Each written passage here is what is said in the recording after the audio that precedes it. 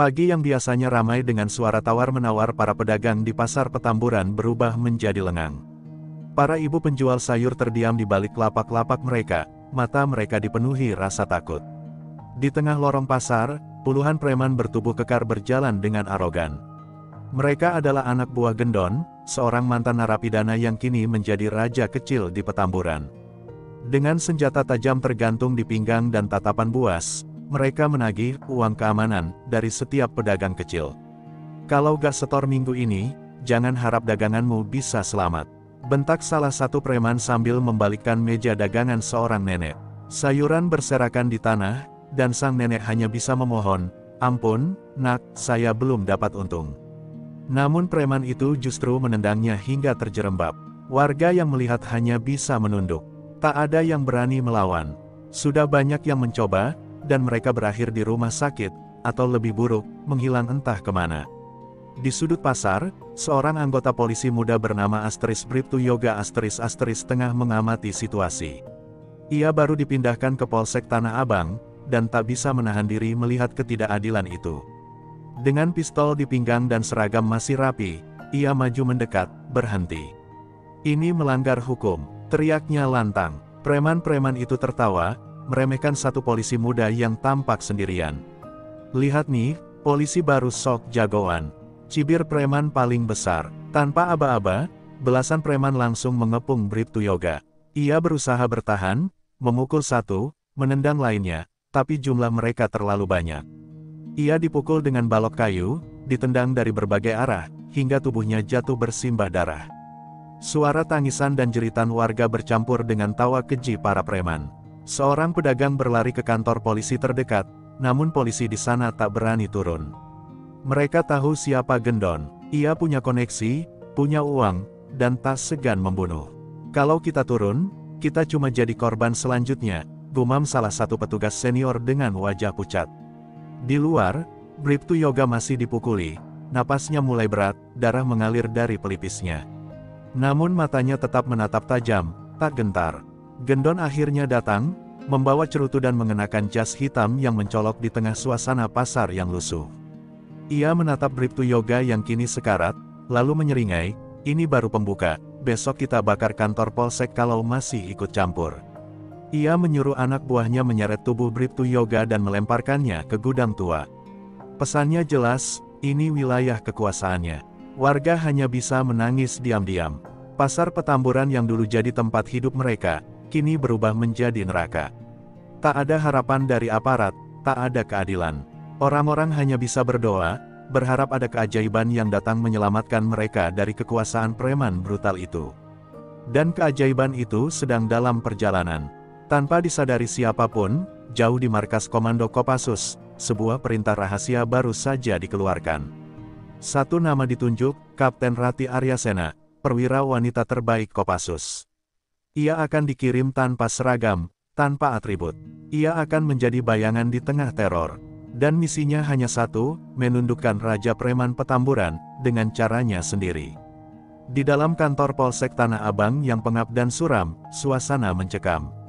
Bribka Darto, salah satu anggota senior, gemetar saat menerima kabar bahwa Bribtu Yoga nyaris tewas dikeroyok dan diseret oleh preman. Ia ingin bergerak, tapi instingnya mengatakan tidak. "Kalau kita datang, kita cuma jadi sasaran empuk," bisiknya pada rekan-rekannya.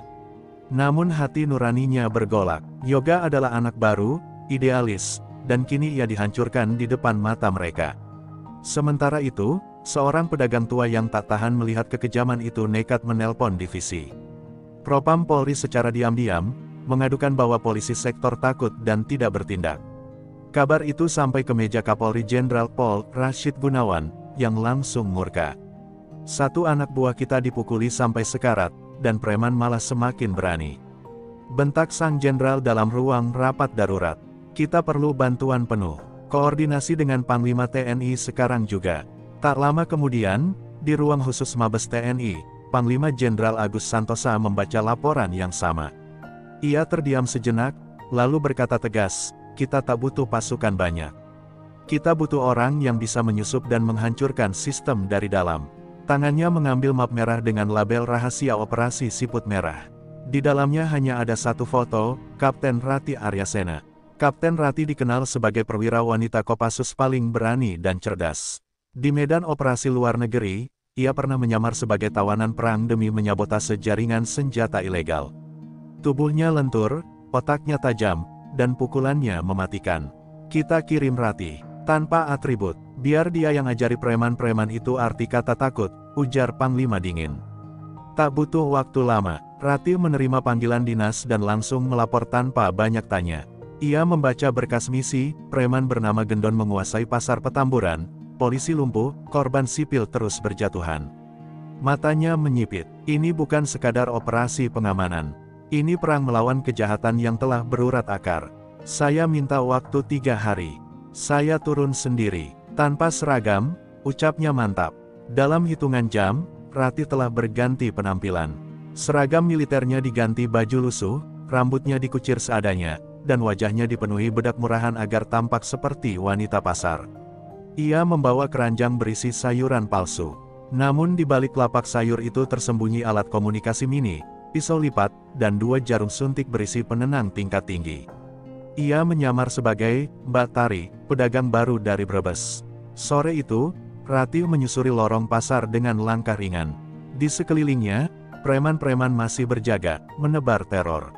Ia mencatat semua dengan tajam, posisi penjaga, siapa yang memungut uang, siapa yang memberi komando. Ia melihat ke arah gudang tua, tempat Bribtu Yoga disekap. Matanya tak berkedip, hatinya dingin. Tunggu aku, nak, kau tak sendiri, bisiknya dalam hati. Di saat seluruh pasar merasa langit telah runtuh, dan rakyat kecil kehilangan harapan, hadir sesosok wanita biasa yang tak dikenali siapapun.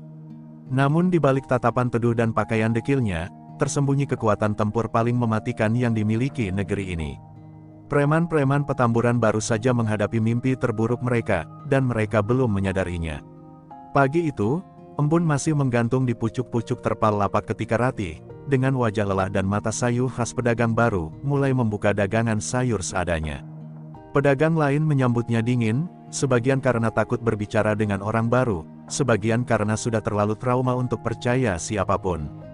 Tapi Rati tetap tenang. Ia menyapa dengan ramah, menjual sayur dengan harga sangat murah, dan membantu ibu-ibu lain merapikan lapak.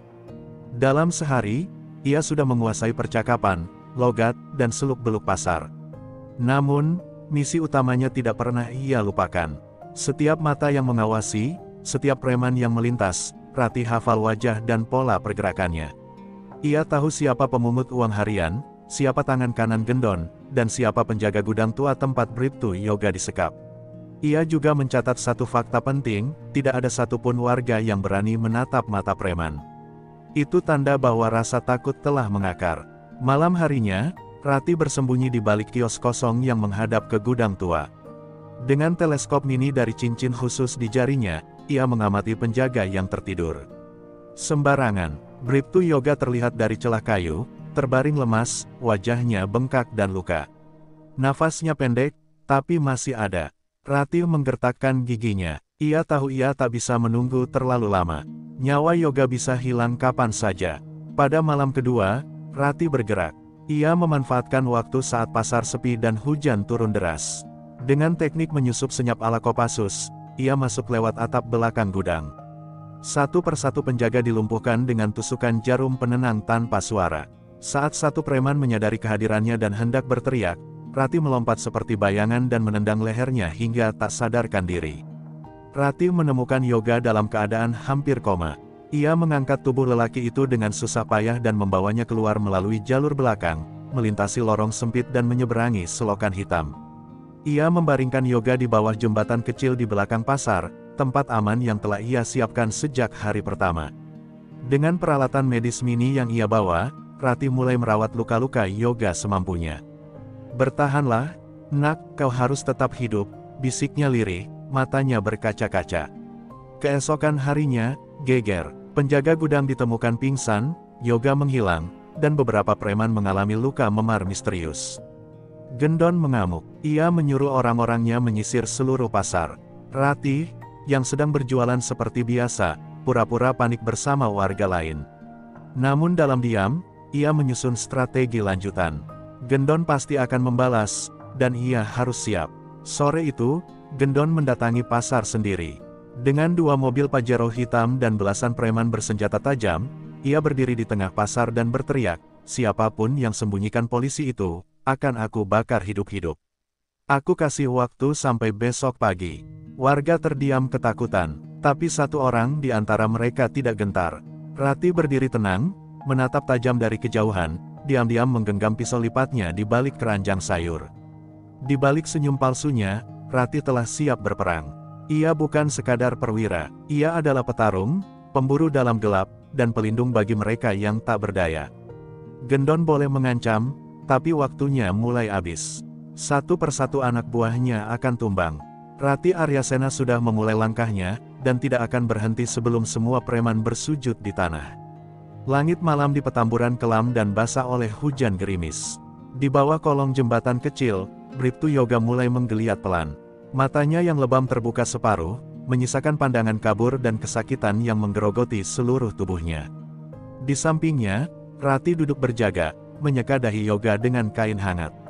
"Tenang, kau aman sekarang," ucapnya lirih, bagai bisikan ibu kepada anaknya yang baru lahir kembali dari maut. Yoga berusaha bicara, tapi yang keluar hanya rintihan. Rati memegang tangannya dengan lembut. "Jangan paksa bicara, fokus sembuh. Malam ini kita akan bergerak," katanya. Di kepalanya, rencana telah matang.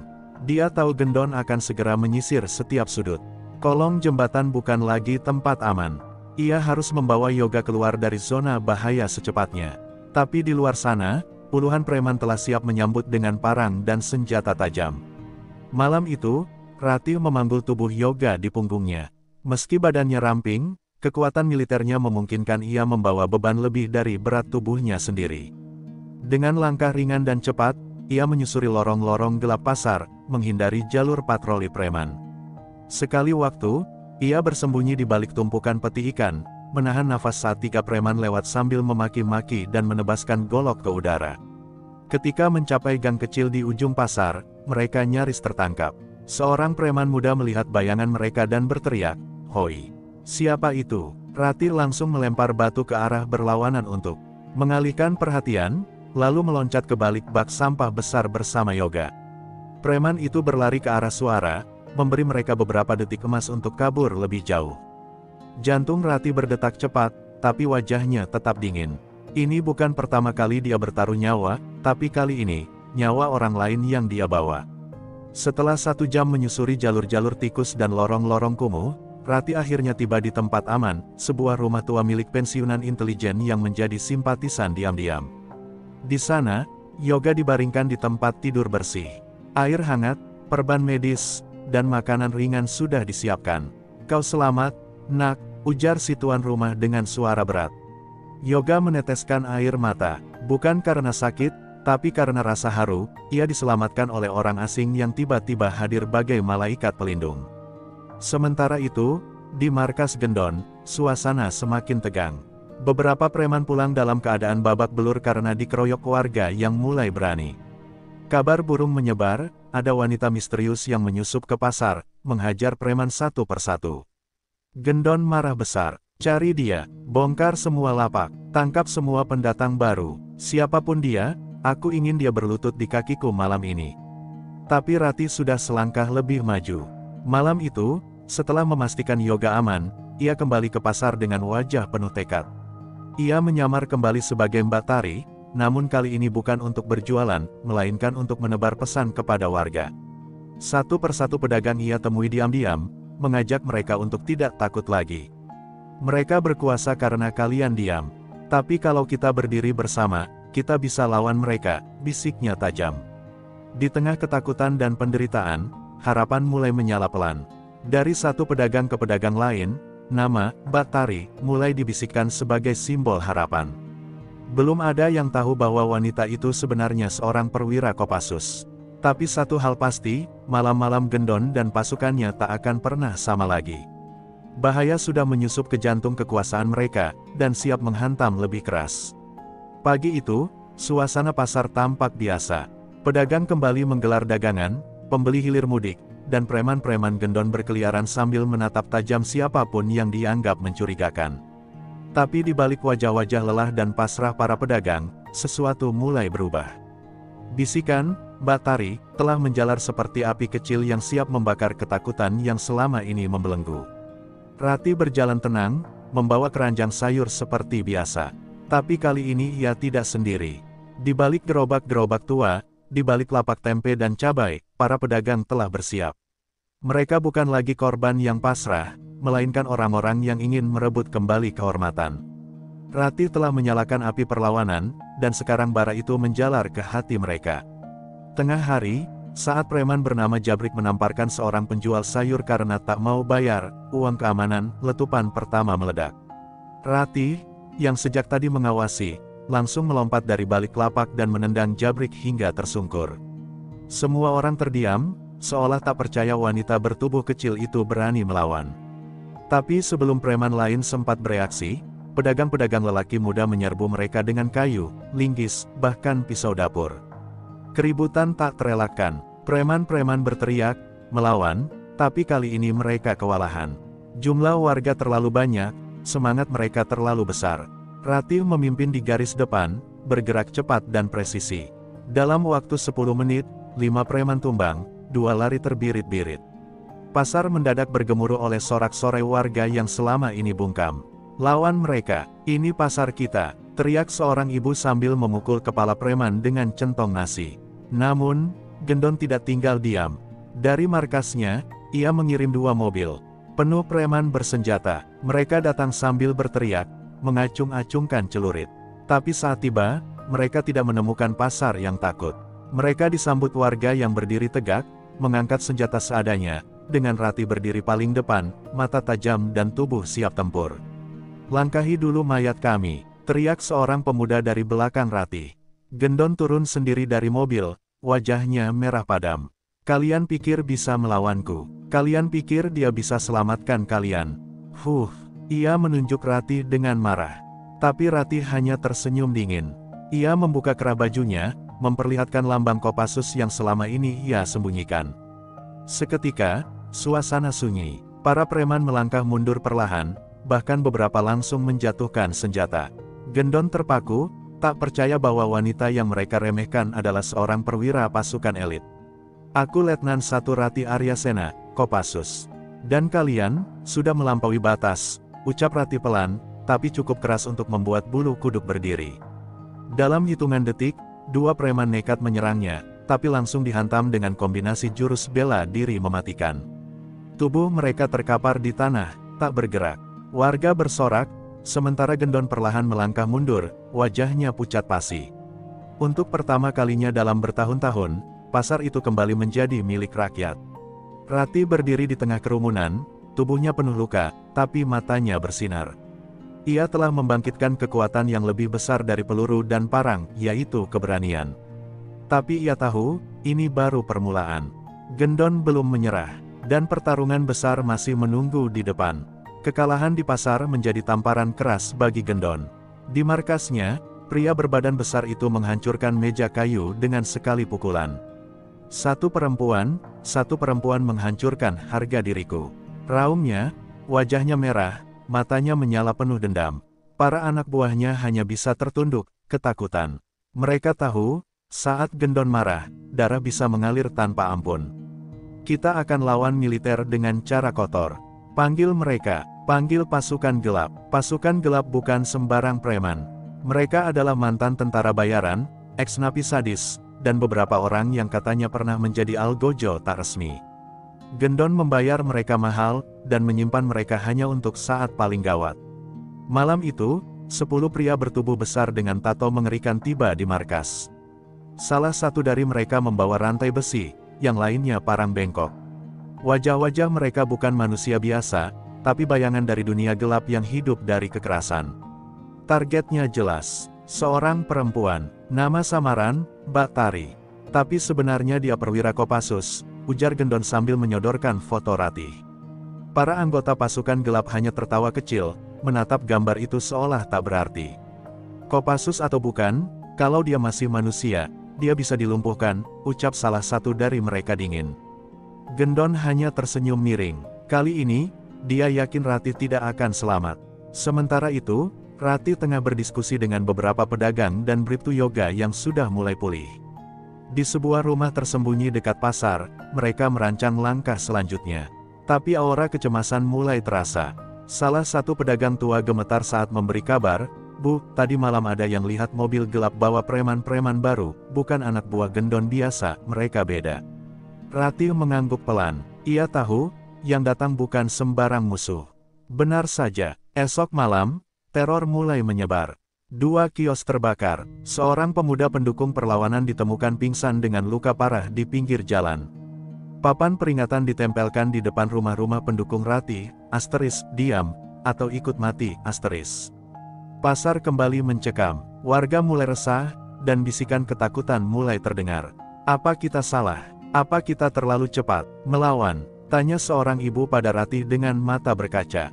Namun Ratih tidak mundur. Di hadapan warga yang mulai bimbang, ia berdiri dan bicara lantang, "Kalau kita takut hari ini, kita akan ditindas selamanya. Tapi kalau kita berdiri bersama, kita akan mengusir setan-setan ini dari kampung kita." Ucapannya menggugah. Bribtu Yoga berdiri di sampingnya, walau masih pincang. "Aku anggota Polri, dan aku bersaksi, perempuan ini menyelamatkan nyawaku. Aku siap bertarung bersamanya." Malam itu, Ratih bersiap. Ia sudah tahu pasukan gelap akan menyerang. Ia memasang perangkap di beberapa jalur pasar, menyebar beberapa warga di titik pengamatan, dan membawa senjata miliknya, sebuah pistol militer yang ia simpan untuk situasi darurat. Di atap kios tua, ia berdiri seorang diri, menatap gelap malam. Dari kejauhan, suara langkah kaki berat mulai terdengar. 10 bayangan muncul dari kabut, dan malam itu, pertempuran berdarah akan dimulai. Gendon menonton dari kejauhan, tersenyum puas di dalam mobil gelapnya. "Ayo, Ratih, tunjukkan seberapa tangguh kau sebenarnya. Malam ini, akan menjadi malam pemakamanmu." Langit malam di atas pasar diselimuti kabut tipis.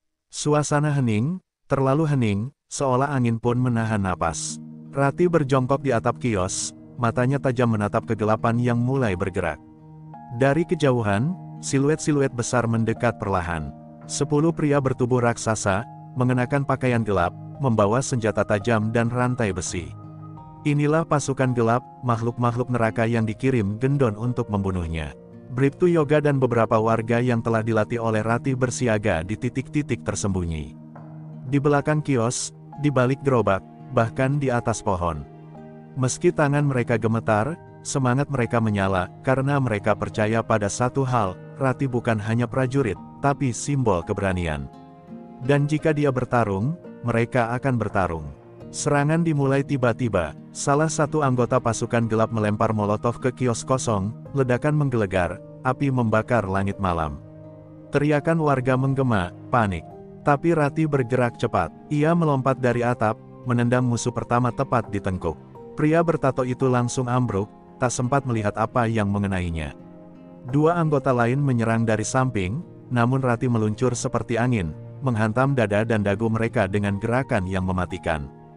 Bribtu Yoga menembakkan peluru peringatan ke udara, lalu bersama 2 pemuda menyerbu dari balik tenda. Pisau dan linggis melayang, darah mulai menetes di tanah pasar. Ratih menghadapi 4 musuh sekaligus. Ia terpaksa mencabut pistolnya dan menembak satu kaki musuh yang hendak menebas warga dari belakang. Namun salah satu musuh berhasil menebas bahunya dengan pisau kecil. Darah segar mengalir deras, tapi Ratih tak goyah. Pertempuran berlangsung brutal. Salah satu warga terluka parah, diseret oleh temannya ke tempat aman. Pasukan gelap, walau kuat, mulai kehilangan keunggulan karena tak mengenal medan pasar. Ratih memanfaatkan itu. Ia menggiring lawan ke lorong sempit yang sudah dipasangi kawat berduri oleh warga. 2 musuh terjerat dan jatuh, menjadi sasaran kayu dan batu dari warga yang berani. Suasana berubah saat hanya 3 musuh tersisa. Mereka mundur perlahan, wajah mereka mulai menunjukkan ragu. Salah satu dari mereka memutuskan lari, namun dihentikan oleh Ratih yang melemparkan batu tepat ke pelipisnya. 2 lainnya ditangkap warga, dipukuli hingga pingsan. Ratih berdiri di tengah medan, tubuh penuh luka, napas tersengal, tapi matanya tetap tajam. Dari kejauhan, Gendon menyaksikan kekalahannya.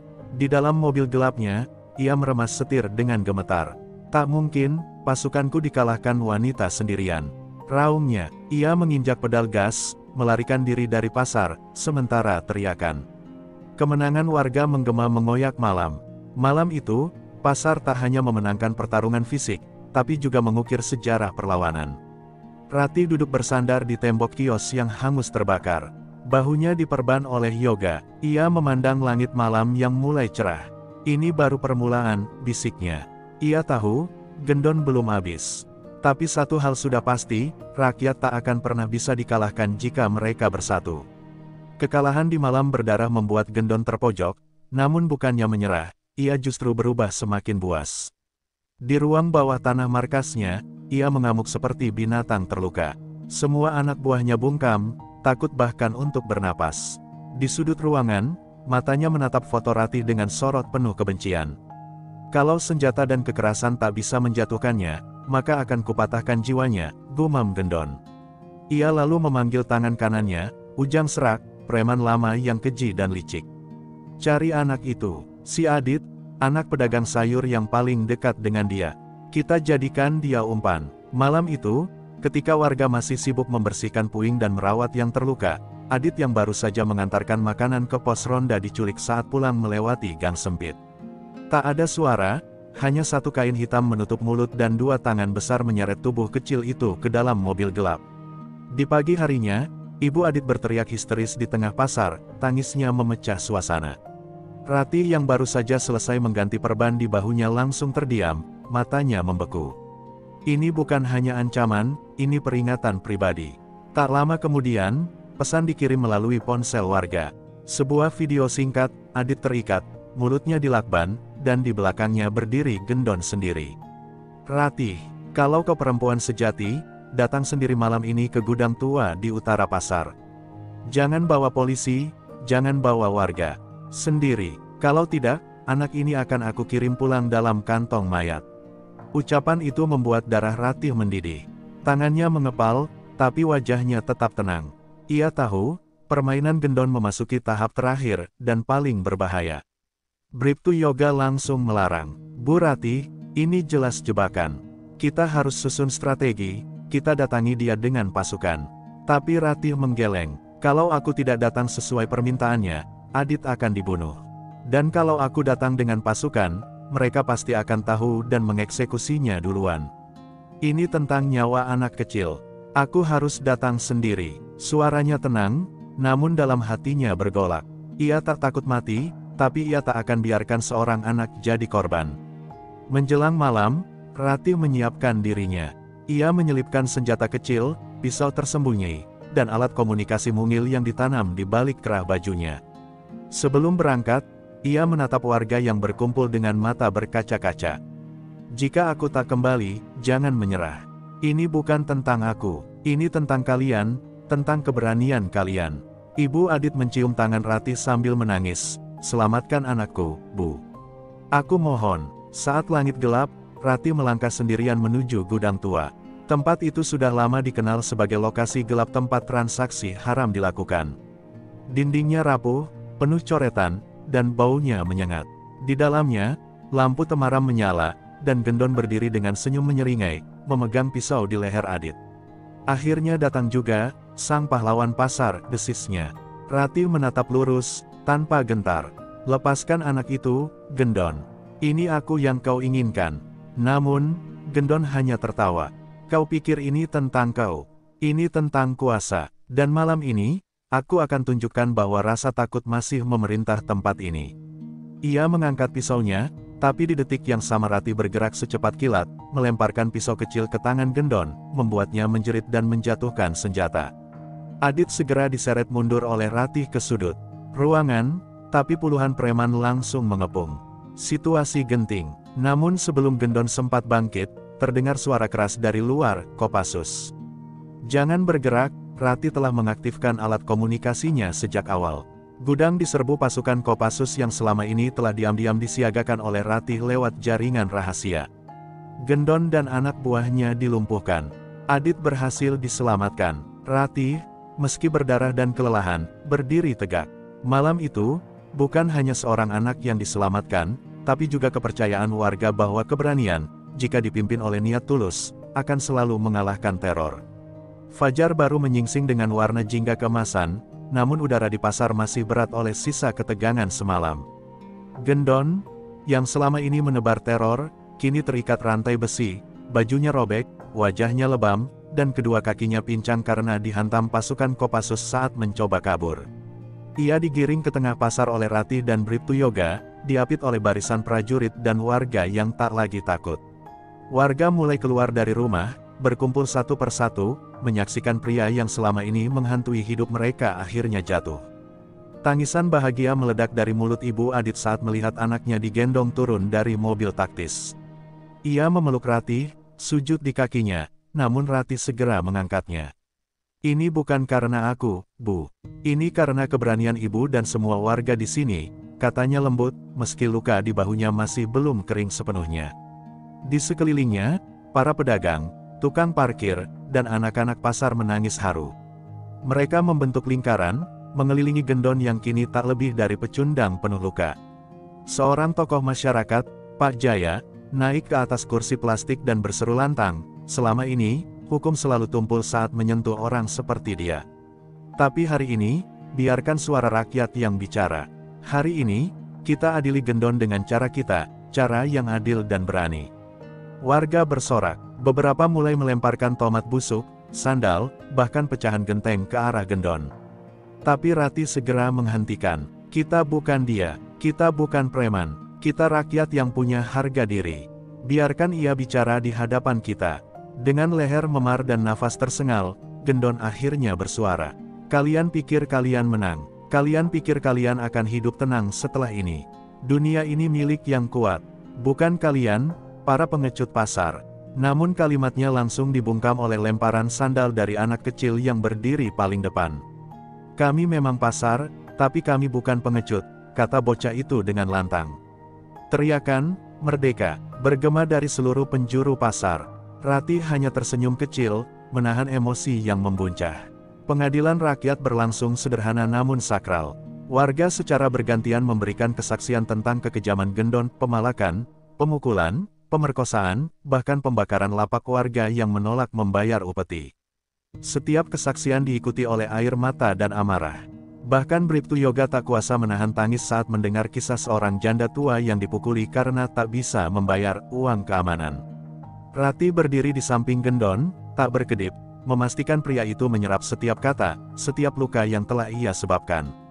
Akhirnya, setelah semua kesaksian disampaikan, Ratih berbicara, "Sebagai perwira Kopassus, tugasku bukan hanya melindungi negara, tapi juga rakyatnya. Dan hari ini, keadilan sudah ditegakkan oleh tangan-tangan yang selama ini tertindas." Ia menoleh ke Bribtu Yoga.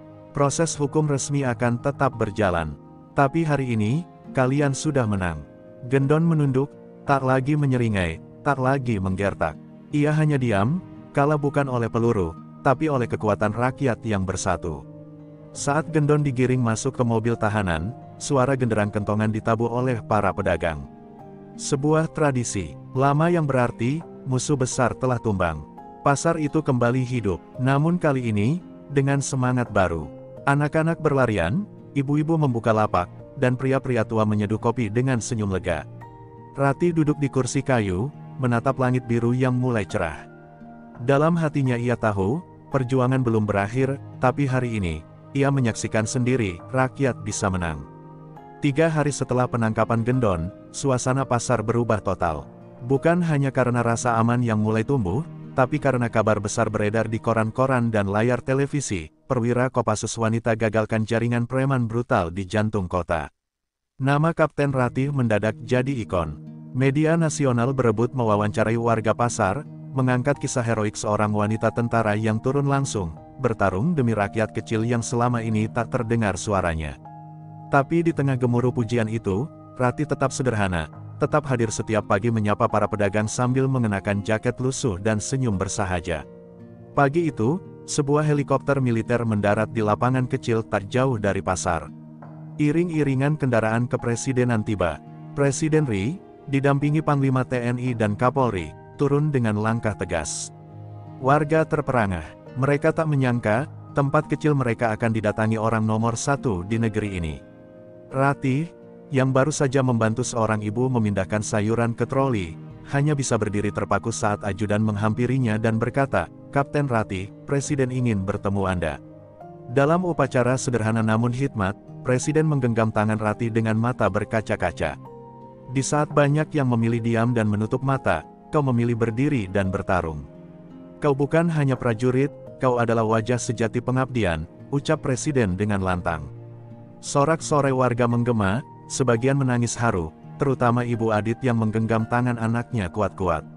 Sebuah medali emas disematkan di dada Ratih, dan piagam penghargaan resmi dibacakan langsung oleh Panglima TNI. Ratih, dengan suara bergetar, maju dan berbicara di hadapan semua. "Saya bukan siapa-siapa tanpa warga pasar ini. Mereka yang sesungguhnya kuat, mereka yang berani berdiri, bahkan saat tak punya senjata.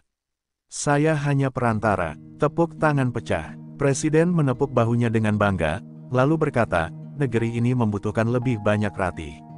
Bribtu Yoga yang berdiri di barisan belakang tak kuasa menahan air matanya. Ia tahu, perempuan yang pernah ia ragukan di awal tugas, kini menjadi cahaya yang menyinari ribuan jiwa. Setelah rombongan kenegaraan kembali, pasar kembali riuh dengan cerita dan tawa. Namun kali ini berbeda, tidak ada lagi rasa takut. Anak-anak berlari bebas, ibu-ibu berdagang tanpa intimidasi, dan pedagang pria saling sapa dengan percaya diri. Ratih menjadi bagian dari kehidupan mereka, bukan hanya sebagai tentara, tapi sebagai penjaga nurani. Ia bahkan menolak mutasi ke jabatan tinggi dan meminta tetap bertugas di kota itu. "Masih banyak pekerjaan di sini," katanya pada komandan. Warga sepakat membangun tugu kecil di sudut pasar. Bukan patung, bukan monumen megah, tapi sebuah dinding kayu tempat tertempel foto-foto perjuangan mereka bersama Ratih. Di atasnya tertera tulisan, ***, pasar ini pernah dibelanya dengan nyawa, ***. Setiap pagi, anak-anak menyentuh dinding itu sebelum pergi sekolah. Sebuah tradisi baru lahir, mengenang keberanian seorang wanita yang memilih berdiri saat yang lain tiarap.